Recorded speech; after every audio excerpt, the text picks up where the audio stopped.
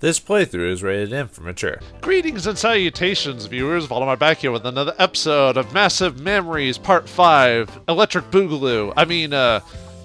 If you start the episode with two huge tracts of land in front of you, what else can you say? Oh, mama! Or whatever that line is from that movie. It was actually... I wonder if that movie's still funny if I watched it today. I don't know. Anyway, in the last episode, we're back at the base with Erorie in tow, a erotic eroge type of character that was going to be snuck into an RPG, but she was too sexual or whatever it called her, too fan servicey, and was kicked out. But apparently she's in this world now somehow, some way. So now she's using her massive powers against us, but we must resist because we need to find out what we're doing here, what's going on, and to beat Velovelos or something like that. So anyway, let's continue on. Oh yeah, we were also possibly going to learn about what Snug Snug is. Is it like a puff puff massage? The pleasure is extremely exciting. It's sure to make you peak. Care to try? Awari-san, what kind of NPCs are you making? Still, good job. I momentarily think of accepting the tempting offer, but then I realize Natsumi-san's cold glare and Asana-san's murder stare at me. Well, what do you care about them? They're not interested in you. Have your fun, right? And eat it too. No. No, thank you. Crying tears of blood on the inside, I reject her. Oh, I see. What a shame. Hey, Sakai-san, what should we do? Oh, you, Asano and Reiji-kun can get us some food. We're running low right now. Rory said that Velovelos doesn't appear during the day, so there's no better time for that than now. You're right. Why don't we don't have anything better to do here at the base, so we'll do that. Let's go, you two. Okay. All right. So we split into Velovelos' investigation squad and the food squad, and we do what we have to. Alright, well, we get to lead the Eroge girl. Probably for the best. We don't want to spend all time in front of our computers or in front of her anyway. There's things to be done. Asana-san, you and Asana and I head out into town. It's still the afternoon. Asakusa is empty as before, completely devoid of people. The crowds of tourists that I always consider to bother feel so dear to right now. I actually miss them. I wouldn't if it was me. I'd be like, thank God they're gone. But I'm a weird person. I'm not a big fan of social interaction. Anyway, we go to our usual convenience store, find Mark, a.k.a. FEMA. It seems open, so we just allow ourselves in. You know, sometimes my voice turns into like a really bad like Hispanic or Mexican accent, it seems like, sometimes, depending on how I inflect my words. In the Fine Mart store, 717. Excuse me, is anyone here? Unison calls deeper into the shop, but it doesn't seem like anyone's coming. We can't shop like this. Well, then we can't shop like this? We gotta flex every word? Maybe I should have given her the Valley Girl voice. But just leave the money on the counter if you're so worried about it. She looks generally troubled. Just leave a note in the money. That'll do just fine. Yeah, looking around for a shop with people probably isn't worth the trouble, so let's just do that. We put all the necessary stuff into our basket. We have instant food such as cup ramen, frozen goods you can just microwave and eat, some drinks in plastic bottles, and tons of snacks. Yeah, because that's good for you. That should be enough. No, we still don't have the most important thing. Hold this for me. Let me guess what she's going to drink. Give me a B, give me an E, give me an E, give me an R. What's that spell? Crappy-ass beer. Asana-san gives me an empty basket and fills it up with beer cans as it's no big deal. Do you really drink that much? Damn right I do. Hell, I need it. Especially today. God, mix up my voices. That useless meatbag NPC made me do something embarrassing. Made you? You're the one who apparently is secretly wanting all the attention of all the boys. Does your milkshake does not bring all the boys to the yard. And the ramen soup was just too hot. She looks like she's still not over what happened at noon. The soup thing is definitely her own fault, though. Yeah, exactly. Let's see. Let's just go out today. Chest sizes and everything. I know just how charming you are. I assume. What would be a proper response for her to get a negative point? Oh, you knew I was gonna do that, folks. God. I assume if you point it out, that would piss her off more. maybe just going all out would probably appease her because about getting drunk and all that. And maybe saying how charming might throw her off, but that might be more of a neutral response. I'm going to go with chest size just because I would think that would piss her off. So chest size isn't everything. Asana-san, don't mind it. I tried to make her lighten up with that cheerful comment, but apparently it has the opposite effect. There was a little ding there. I wonder if that means that's a good ding or a bad ding. It just kind of dings, so I don't know what that means. As long as it does what the intended effect is. Why are you consoling me? You're making it seem like I actually lost to that stupid tits NPC. I mean, she kind of did. At least when it comes to breast size, it's not even a fair competition. There were other ways she flaunted just how saddening and unfortunate she is. It was honestly a bit hard to watch, but I can't really say that out loud. Asana-san, it's pretty obvious that you lost. You have to accept that much. Hey, why are you so loud? And hey, I didn't lose. Yes, you did. But do remember that you weren't the only loser there. Not the only loser? Sounds like the reaction is giving her points instead.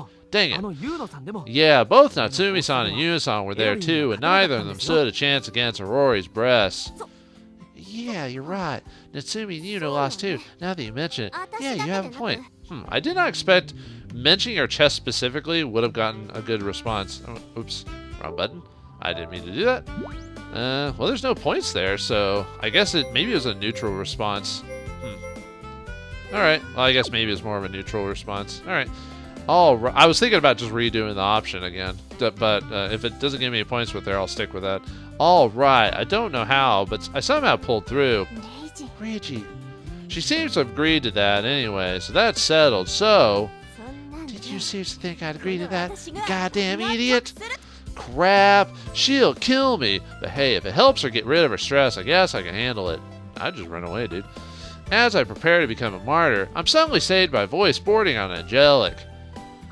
Sis, Ridge-kun, let's check out. Yuna-san, ice creams in her hands, calls out to us. I see she is a girl of culture. Okay, we're coming. We end up calculating the total cost of what we take using a smartphone's calculator, all the relevant taxes included, of course. We didn't have the exact amount of coins, so we just leave a bit more money than needed, along with a note saying no one was in, so we'll just leave the money here. It also has J7's phone number, so there shouldn't be any problems. We take the heavy loads of food and return to the office building. Man, if it was me and I knew there was no one here, I probably would have just taken the food. Just because I'm aware of what's going on here. But, anyway, maybe it's because I'm a not good person. I don't know. Return to the office building. Sorry, I skipped that part. Oh, well.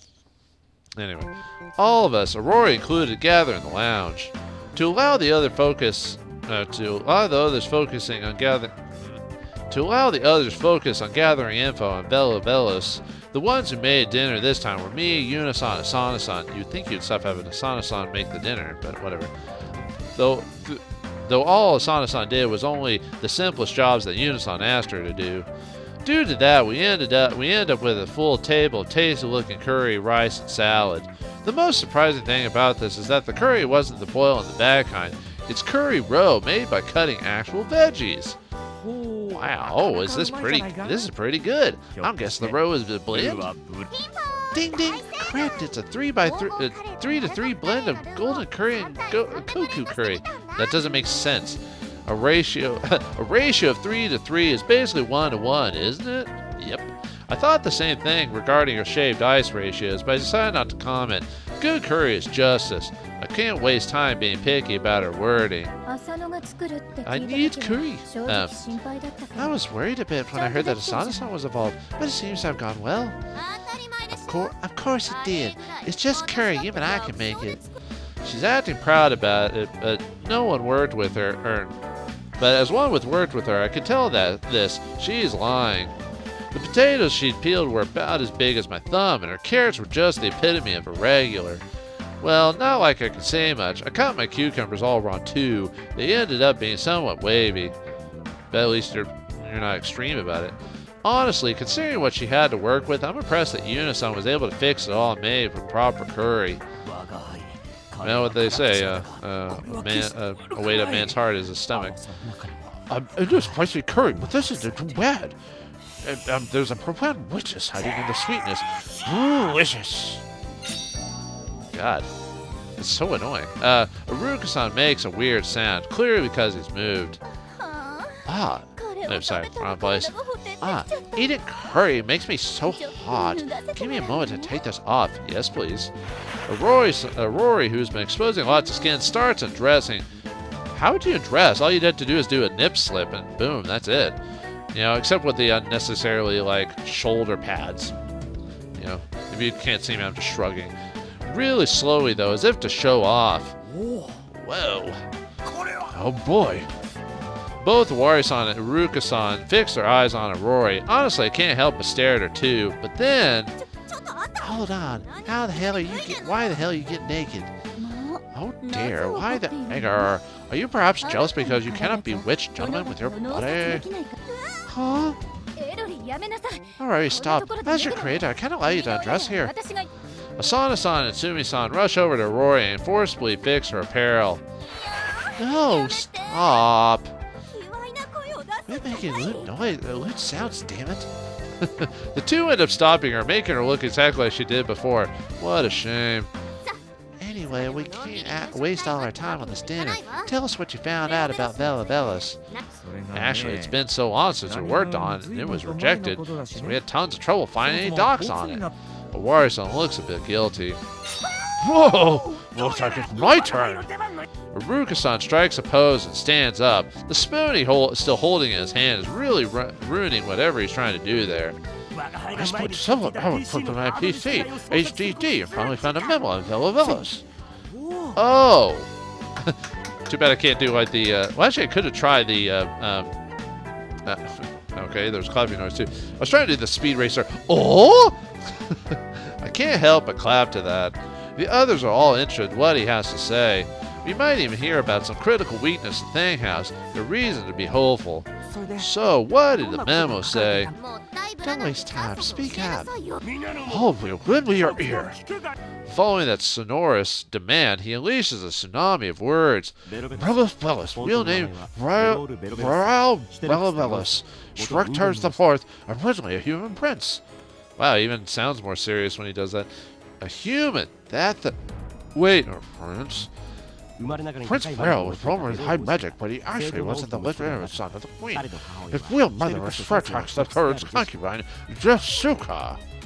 She used to be feared as the witch of the northern lands of Sauna, but her deeds against the Delestine Order against the Arcane War, she's considered to be a living legend, the strongest witch of all. Sorry, but I'm already lost track of all the names. That's the problem with writing fantasy, is that, you know, you want to have these like cool backstories and everything like that, but you can't almost not have it in the book because otherwise it's a ridiculous amount of exposition, and sometimes it'll bore and confuse people. So you almost have to just gradually move it along, or do like what Tolkien did, just make a whole book called the Silmarillion to explain all that stuff. It's kind of interesting and boring read because it is written like a history book instead of an actual novel. As soon as the son of such a witch, Prince Well became the target of a plot by the Queen and her aide Vance. They conspired to banish him to the dark realms as fortified. What awaited him there was... Hold on a second. I take it upon myself to stalk Iruka-san's talk about Velovelos, if you can even call it that. All he talked about was Prince whatever. Leave the background info aside for now. Don't you have anything useful, like a good way to defeat it, or a weak point? Hey, Reiji, sadly I'm not interested, not in charge of any of that. I let it all to Sky. Iruka-san doesn't seem to feel the least bit guilty. We all shift our case to Wari-san, so making this whole section a complete waste of our time. He starts scratching scratching his head like he just screwed up or something. Oh, really? Oh, man. I don't remember anything at all. You use a perm. Sorry. You use the perm. You only remember the perverted stuff, don't you? Damn it.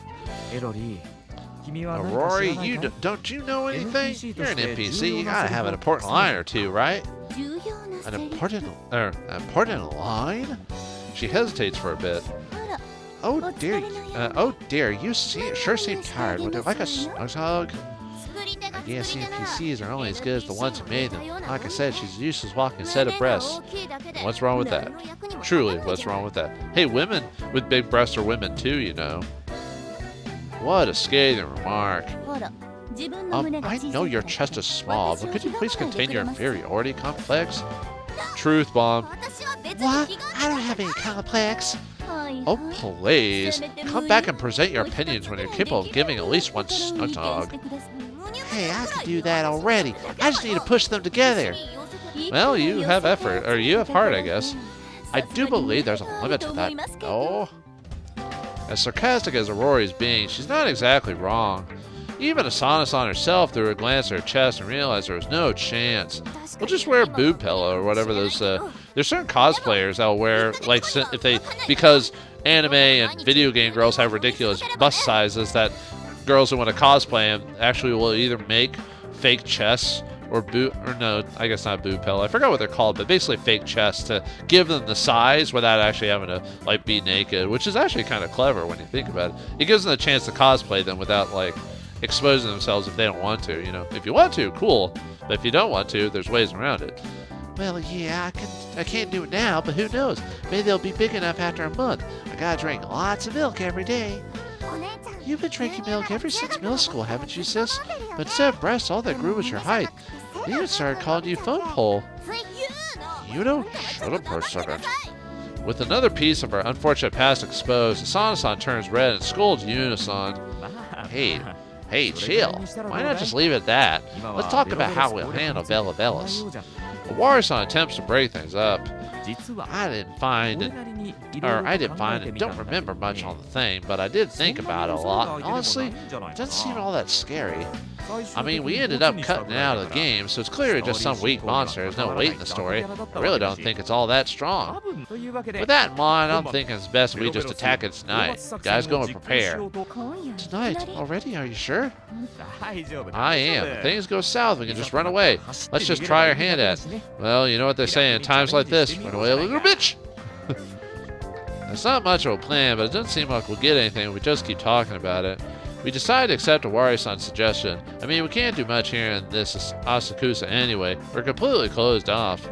Even so, I can't get rid of my unease. Can we really defeat Velovelos with the weapons we gathered? Should I at least train using my nunchucks? That's about the only thing I can do right now.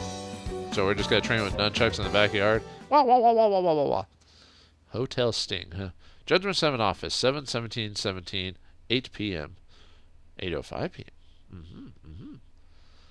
Autosave. Big decision coming up. Or it's just been so many scenes and the game's like, alright.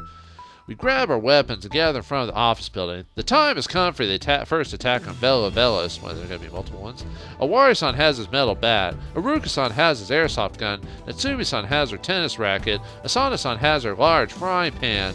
Unison has her mop. And I have my nunchucks. And Erorie has nothing. Well, I mean, she has her boobage. I mean, she probably smothered it. Maybe that's how we win the day. Velovelos should be out and about at this hour. The battle draws near. Then why are you empty-handed? What do you plan on doing when we're fighting? I'll cheer you, of course. I'll strike a sexy pose, and you can't dream of doing it. Help entertain everyone like this. No, you have the right feeling on it. She starts dancing, a dance that involves a lot of jumping. Jumping jacks? Aw, come on, game, you didn't even animate it. Yeah, I know, it's a static visual novel, but still. Her voluptuous 100 centimeter plus breasts jump up and down. They're a tier above even Unison's Mammary weapons. I'd even call them WMDs, weapons of Mammary destruction. You know, this kind of reminds me of, like, what is it? High School of the Dead, which is, like, so ridiculously fan servicey. It's almost close to just porn. Like, it's really close. It's like on the cusp. Actually, I don't even think that's being worked on anymore. I think the guy who did it, like, either retired or stopped working on it or something like that. That's not helping me, game. Well, what's the joke is like, well, those are very nice breasts, but how does that help us with the situation?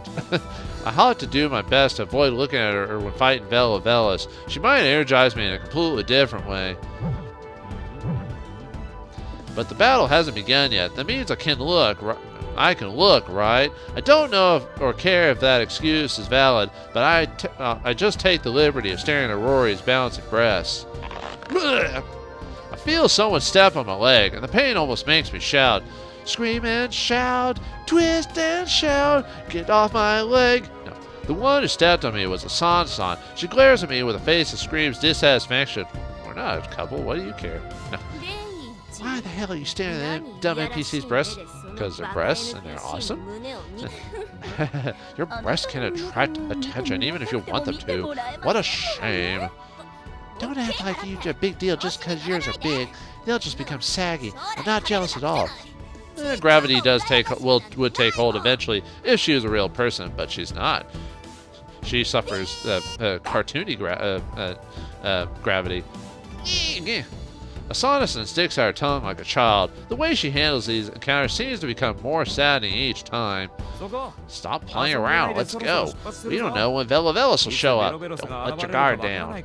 We all follow Wari-san, though Erorie and Asakusa seem uncomfortable. They stop quarreling and walk quietly with us. It's time to show. Is this really going to go off without a hitch? Probably not. We walk around town for 15 minutes. Erorie suddenly stops and points at a building ahead and shouts. Oh my, we finally found it. It's Velovelos, everyone. We all turn tense. It's hiding in the shadow of the building, so we can only really see its tentacles, but the monster's definitely there. This was the point where we ran away yesterday, but today our goal is to defeat it. Bearing the fright, we all stop in place. Velovelos slowly crawls out of the shadow, giving us the first full view of the monster. Ugh. It's even more just. Wait, why does it have a cross on its chest? Yeah, let's see. Yeah, looks like a big. It's like a big cape with like tentacles and like. I don't know, his eyes look like it's light bulbs or something like that. You know, like some weird like tentacled lizard thing. It's best described as a purplish large slug. There's a large slimy trail behind it. Its size, if you ignore the tentacles, is 5 to 6 meters. Though there aren't any scales on its face, is reminiscent of a snake, except that its eyes are popping out of their sockets. There's a crimson tongue peeking out of its mouth. On its head, there's a mop of red hair that juts out in all directions. It looks so sharp you think it could be used as a weapon. Lastly, but definitely not least, it has a set of tentacles, 2 on each side, for a total of 4. They're pretty long too, and the way they're moving around is unnerving. Ugh. Time to send out the ladies. Super tentacle hentai porn, everyone. Oh boy, this guy is freaky. Oh, yuck, it's so freaky. Sorry, I'm using my voice for it. But anyway, he is freaky. Will we be able to defeat Velovelos? Will we run away as cowards again? Or will we do the honorable thing and throw the Erorie girls and all the girls in to watch the mayhem ensue? Find out next time in the next episode of Our World Is Ended. Thanks for watching. Hope you enjoyed. And I'll see you next time.